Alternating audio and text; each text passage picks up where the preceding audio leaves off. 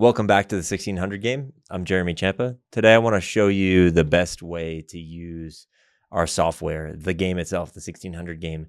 And then at the end, I'm going to take a shot at the Desmos Bros. I'm coming for you guys. So let's start by kind of showing you guys how this app works. I'm extraordinarily excited about the product that we've made.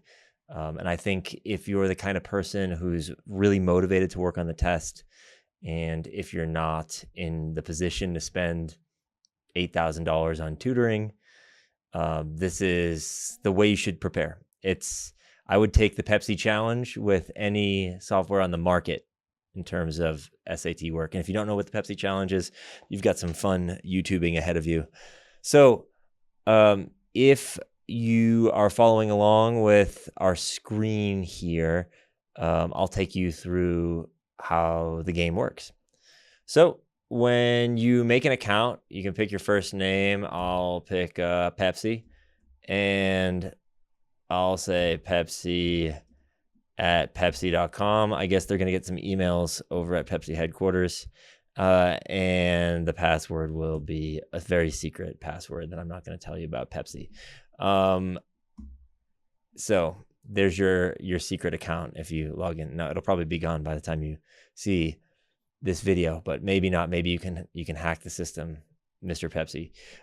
The first thing you do is you set a goal. This is very important. You need to set a goal when you're studying for this test. Even if you're just thinking to yourself, I just want to do better on the test, that's great. Do better, but it's really important that you set a tangible goal for yourself, even if that goal is going to change. It helps you, never mind the software, it helps you really focus on key areas, right? So, an easy way to start is to say, I want to get 100 points better. Even if you want to get 300 points better, it's not a bad idea to say, the first thing I got to do is get 100 points better, right? So let's say that you want to get a 1440. In fact, let's do this. You'll see why in a little bit. Let's say your goals are a little bit lower. Let's say it's 1340. All right. And let's say you're taking the test on August 22nd. By the way, if you haven't signed up for the August 22nd test yet and you plan on taking it, you should probably sign up very soon. These test dates fill up. So it's a good idea to sign up early so you don't have to engage in SAT tourism. Don't be the person who engages in SAT tourism. It's the worst kind of tourism. That's when you have to get on a plane or drive on a long road trip and then go stay at a hotel somewhere because the closest testing center to you is 400 miles away. So sign up early for the August 22nd test. There's also a test in early September and early October. Sign up as soon as you're seeing this video, you should go sign up, and then you should get the 1600 game, and then you should start preparing. So let's say you've done all that. You click continue. Now, there's a few tools in here, and I was told by some people to be careful about adding too many tools, but I'm obsessed with giving you everything you need. So you got a lot of tools. Let me show you how to use them. The app kind of tells you this, but there's a little thing on the right underneath the recommendation. You can take a snapshot, a skill snapshot. That's basically, if you haven't taken a practice test, the app will try to get a sense of where you're at in terms of your skills by giving you 10 questions that span a variety of categories from the test. You can't cover the entire test in 10 questions, but it's a good starting point. But if you've taken a test in the past, then you can start with Mastermind. Here's what you do at Mastermind. You can literally, this is an AI system that's been built on my tutoring. So a couple of very smart friends of mine helped me build this, one of whom is a former naval intelligence officer, and he was deployed with SEAL Team 6. So pretty smart guy. I think this was probably the second most intense thing he's done in his life, other than be deployed with SEAL Team 6, is build SAT software. But what we did is we used a huge amount of my recorded material to build basically a brain for an AI system. So what happens is the highest level of Anthropic's Claude, the 4.8 model that just came out, runs through a file that has the synthesis of 5,000 hours of my tutoring. So it understands how I think about the test, and it runs this really brilliant AI model through my specific pedagogy, my way of teaching. And the result is, you're going to get a very close approximation to what I would say on your score report about how you should prepare given your test date and given your previous score. So I've got like a score report here, and I'm just going to drop it in. And once you do that and you click the button, we made it so you're going to be able to see what the AI is doing, so you don't have a sense of this as a total black box. Basically, what the AI is doing is it's reading your score report, and it's going to look at all the bars. It's going to look at your overall score. It's going to look at the individual score sections, and it's also reckoning with your goals, right? So this particular test, I just grabbed a random score report from the internet here, and it was an 1120. We're trying to get to 1340. That's a lot of improvement. If you work with me one-on-one, 220 points improvement is fully in the ballpark. If you're working by yourself, you're going to have to work really hard for 220 points. It's entirely within the scope of maybe an entire summer to do that, but you would have to work quite hard. But you've got everything you need here. So you can see what this thing does. It's going to tell you, it's going to make sure that it understands your section scores. It's going to tell you the different ideas about reading and writing. And then it's going to give you some priorities. So it tells you about your weakest domains, and it tells you the low-hanging fruit analysis, meaning where you're going to get your easiest points, and your action plan, right? So then what I can say is, build a study plan. And this thing is going to build a study plan that populates into your dashboard. So what I'm trying to do for you is make it as easy as possible for you to just say, I want to do some work, and then you don't have to think any further except to just do some questions. So one of the hardest things about self-study is knowing what to work on and when, right? So if you say, I want to do some test prep, but then you're just busy just cranking away on random problems, some part of you is going to think, is this really what I should be working on? Another approach is people just cranking away on practice tests, but there's only 8 official practice tests, and I think you should be dubious about replica materials from some of the big name sources. They just don't care enough to build great questions. So basically, this thing is going to build a score report, and it's going to show up in your dashboard. Now, I want to show you something that I think is really, really interesting, which is this new feature that I developed at the behest of a student, where you basically just take an individual question that you've gotten wrong and you drop it in. So basically, I had a screenshot here of a particular math question from a practice test.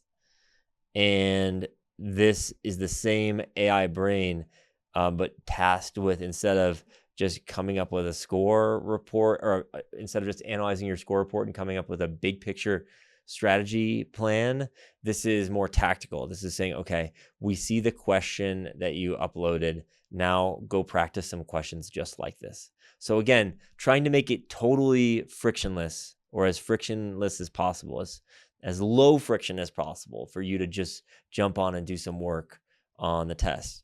So now you can just see that based on the question that I uploaded, we're going to have a set of 5 questions that you can work on. So if you take a practice test on the College Board, which you absolutely should, it's the best resource you have, is the collection of 8 official practice tests that you have at your disposal. You should use those, but you need to use them wisely, which means don't just crank on one, figure out what the right answers are in review, and then move on to the next test. You need to take each question that you've gotten wrong and use that as a way into the material, right? So once you're in here, you've got this Think With Me tool. Think With Me is that same AI system, right, designed by a very smart person to do something pretty cool, which is to think through the SAT with the same information that I do with 20 years experience, right? So normal Claude Opus 4.8, pretty smart. But there are some really interesting ways in which it's gotten questions wrong. Maybe I could show you that. But here we have just a set of 5 questions based on your mistake, right? And if you need some help with that, it's better to be asking a specialist than to be asking a generalist about this. And the AI base models are incredible tools. I've used them to build the software, but they're generalists. So you could ask a brilliant mind about something very particular and get the wrong answer. This is true about human beings. I venture to say that even if you asked, an astrophysicist about some particular thing to do with high school math, high school math they might know perfectly well, but the SAT has some quirks to it. So they might do the question differently than I do. And even though that astrophysicist is, a brilliant and productive mind that does things far beyond a standardized test to get into an undergraduate program, they aren't engaged with the material with the kind of precision that an expert is in this little tiny small domain, right? So if you ask 4.8, it's like asking an astrophysicist.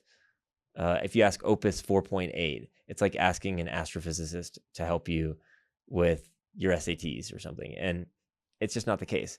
I'm sure an astrophysicist would feel the same way about Opus 4.8. Opus 4.8 or any of these advanced models are brilliant and very helpful, but they have so much information that they're probably unable to take the kind of precise tack that a specialist would in a given domain or even subdomain, right? Some smaller category within a larger domain, right? So you would rather be working with my AI running through 4.8 running through my stuff than you would just Opus 4.8, for instance.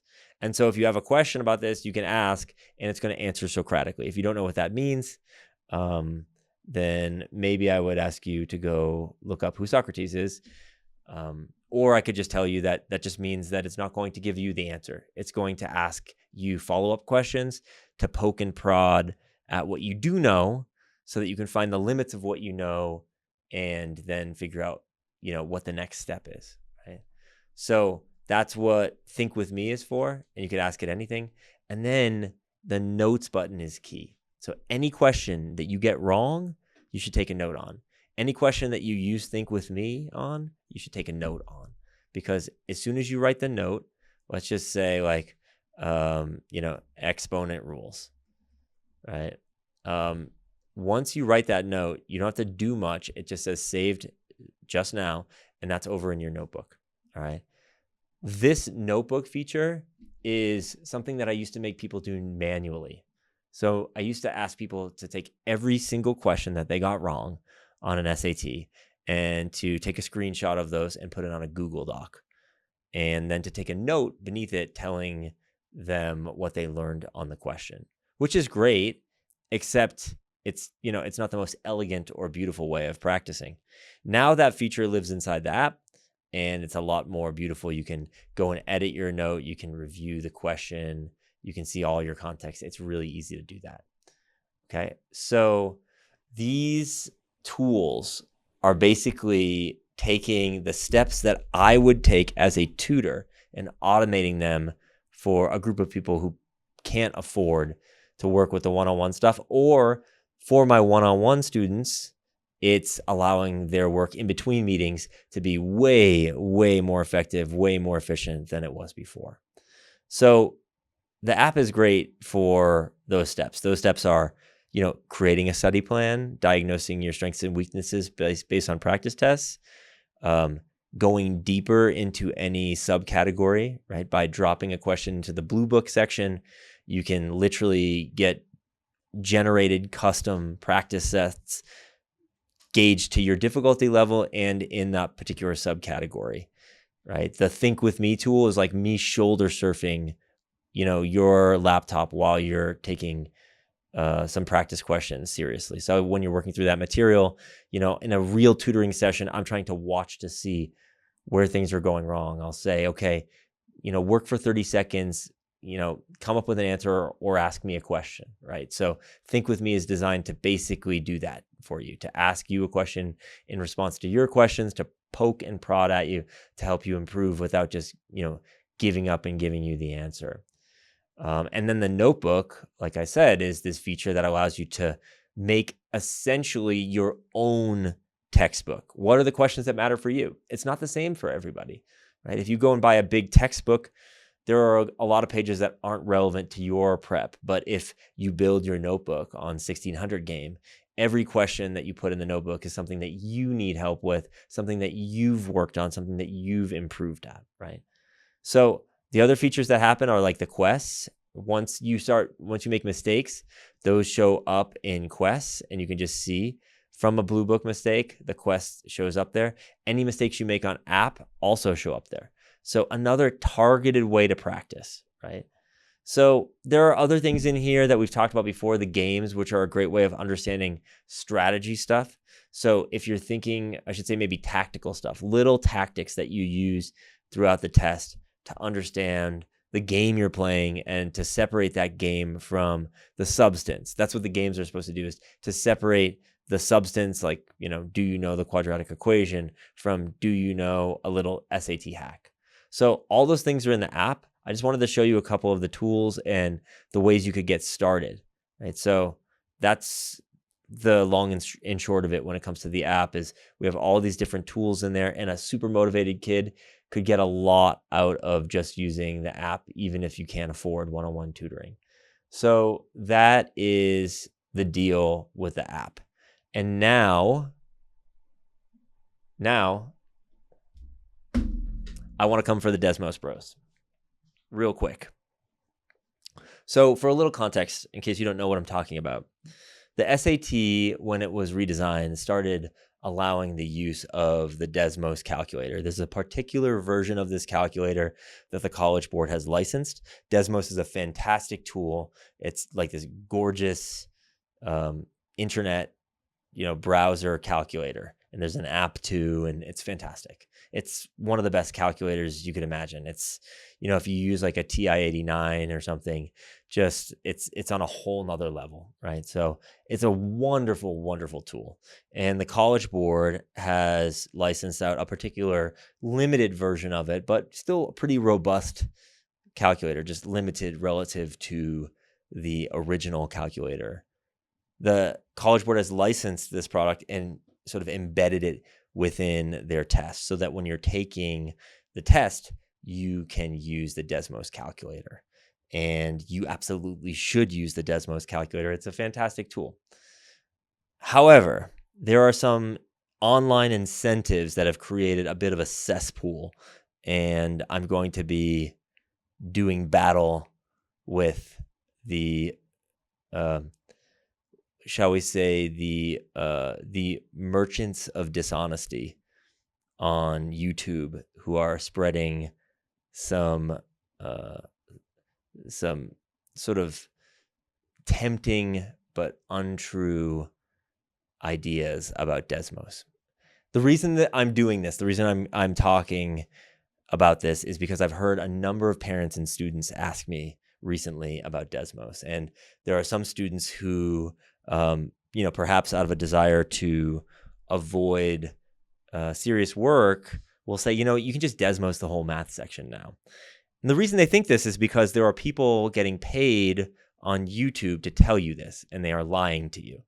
And I don't know if they're lying to you because they are incentivized to get clicks, and it's a very tempting thing to tell a young person that they can just use the calculator to get a perfect score, or maybe they actually believe what they're saying. I think it's always best to assume someone's best intentions. So let's assume that when someone says to you, I got an 800 on the SAT, and it's all because of Desmos.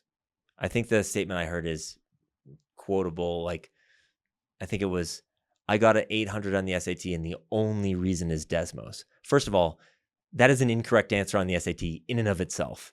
That is to say, if you see the word only in a reading question, you should be very dubious of that answer choice, right? As soon as you say the word only, you've taken a statement that might be relatively true and made it so exclusive that it's no longer true, right? If I say something like, I teach lots of folks on the SAT and my students usually do well, then that's a true statement. If I say, every single one of my students does well on the test, well, all you need is one person to have a bad day for that to be untrue, right? Or you could say something like, only smart people score 750 or higher in the math section. I mean, that's a statement you could probably attack, right? So the word only is dangerous. And that was the first thing that amused me about the video that was sent my way. And look, I'm not going to attack people by name, even though I know that's really good for algorithms. The reason I'm not going to do that is because that's not a cool way to live your life. So I'm not going to be like that. And I'm going to just assume that these people mean well. Okay. Here's the thing. I'm going to give you a metaphor. Let's imagine that you had a friend who lived through the woods from your house, and the path from his house to your house was a dirt path that you had to walk. You couldn't drive it, and maybe you couldn't even ride a bike. And let's say that house was a mile away, and it will take you 15 to 20 minutes to walk there. That's a walk that you don't want to do every day. So one day you decide that the walk is not worth it. So you have to come up with another way of getting there. And you decide that it would be much faster if you had a bicycle and you took the street route. Or maybe if you had a car, you could drive it on the street. So if you don't have a car or a bicycle yet, then it's not as fast for you to get to their house by building a bicycle, ordering all the parts, putting it together, building it, and riding to his house will take days, right? But walking to his house will take 20 minutes. My contention is that the use of Desmos at the extreme is like deciding that you're going to build a bicycle from scratch instead of take a 15-minute walk through the woods. That is to say, it is easier to just learn some basic math from middle school and early high school than it is to, build a machine from scratch or build an entire theory, build a whole new skill set. And I think that too many people are just really, really enticed by the false promise of ease that comes with Desmos. So over the next few weeks, I'm going to give you a number of examples. I'm not going to name people, but I'm going to show you a question that somebody tries to Desmos. I'm even going to show you the way that they use Desmos. And I think that some of those ways are good. But I'm also going to show you the way to do the question without Desmos. And I'm going to help you understand the difference between when you should use the calculator and when you should not. So in other words, I'm going to get very few views because I'm not going to do something crazy like trash a human being who's making videos for clicks on YouTube. And also, I'm not going to sell you the false promise of ease. Instead, over the next number of weeks, we're going to look at a number of questions that people claim can be done more easily with Desmos, and we're going to debunk most of those claims, and we're going to see when, in fact, using Desmos is a wise idea. So what I'm asking you to do is to send me any question that you feel like Desmos is the right approach. Or you can send me any video in which you've watched somebody dazzle you with the wonders of the calculator. And we'll go through them together. We'll see which questions really make the most sense for the calculator and which questions are a matter of the newest shiny object just appearing to be the better way of doing something. Sometimes taking a 1 mile walk is easier than building a bicycle from scratch and then taking a ride. Okay, so we'll see this over the next few weeks. And if you have any questions that you'd like me to look at in particular, please do. Also, the mastery program begins the second week of June on Sunday through Thursdays. This is our group program. I'm available for your questions on Sundays and Thursdays, and our great team of tutors is available Monday, Tuesday, and Wednesday. So sign up for the mastery program. It's an add-on to the 1600 game. It's a great way to get some live support on top of all the things that the app does for you. And I'll see you soon. Thanks. Take care.